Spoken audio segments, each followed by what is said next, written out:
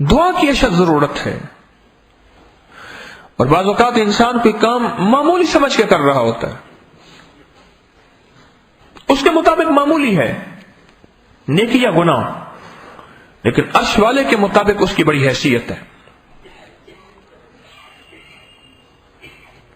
اللہ کے ہاں اس کی بڑی حیثیت ہے. کوئی کام معمولی ہوتا ہے لیکن اللہ کے ہاں بڑی حیثیت ہے. مکہ مکرمہ میں ایک شخص کو خواب آیا، اور خواب میں یہ آیا کہ ریاض میں، سعودی عرب کے شہر ریاض میں فلاں ایک شخص ہے، اس کا ٹیلی فون نمبر یہ ہے، اس کو فون کرو اور عمرہ کراؤ. اس نے کہا خواب ہے. دوسری رات پھر خواب آیا کہ فلاں شخص ہے، اس کا یہ حلیہ ہے، یہ شکل ہے، اور اس کا یہ نمبر ہے، اور اس کو فون کرو اور اس کو عمرہ کراؤ. اب جب دوسری دفعہ خواب آیا تو ایک درویش تھے، عالم تھے، ان کی خدمت میں وہ حاضر ہوا اور کہنے لگا جی ایسے ایسے خواب آیا، اور میں ایک خواب 2 دفعہ آیا، اب تکرار سے آیا، تو تجھے چاہیے تو نمبر لکھ لیتا. اب اگر خواب آئے تو نمبر لکھ لینا. تیسری رات پھر وہی خواب آیا. اس نے بیدار ہوتے ہوئے موبائل نمبر، وہ ٹیلی فون نمبر لکھ لیا. اب اس کو اسی وقت فون نمبر کیا، پھر کیا، خیر اس کا نمبر ملا. اس کا نام پوچھا، اس نے کہا میرا نام یہی ہے. اس نے کہا نمبر آپ کا یہی ہے، کہاں رہتے ہیں؟ ریاض میں رہتا ہوں. تو اس نے کہا کہ میں آپ کو عمرہ کرانا چاہتا ہوں. تو اس نے زور سے کہہ لگایا،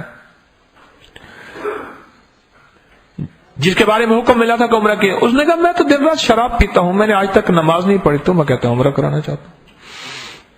اس نے کہا تیری مہربانی، مجھے تو حکم بار بار 3 دفعہ خواب میں ملا ہے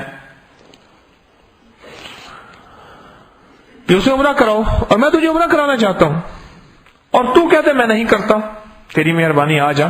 اس نے کہا میرے پاس تو خرچہ نہیں. انہوں نے کہا آنے جانے کا میں سارا خرچہ کروں گا، تیرے سارے حساب و کتاب میرے پاس ہیں، تو بس آ جا، ایک دفعہ کہہ دے میں آتا ہوں. اس نے کہا ٹھیک ہے. ریاض سے آنے جانے کی ٹکٹ، سارا خرچہ اس کے ساتھ ہوا. اسے عمرہ کرایا، احرام بندوایا، اس کو میقات میں جا کے اس کو جو ہے احرام بندوایا، اور اس کے بعد پھر اس کے ساتھ سارا سفر، طواف کا سفر ہوا، پھر سعی ہوئی، اور پھر حلق سر منڈوایا.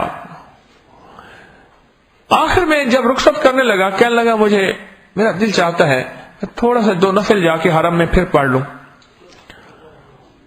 اس نے کہا پڑھ لے رخصت کرتے ہو.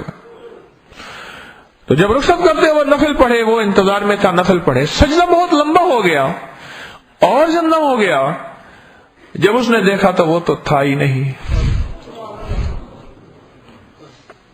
تو مر گیا تھا. اس کی میت، اس کے گھر والوں سے اطلاع کی، رابطہ کیا. انہوں نے کہا جی اس کو ہم نے ریاض ہی میں دفن کرنا ہے. اس کی میت ریاض بھیج دی گئی.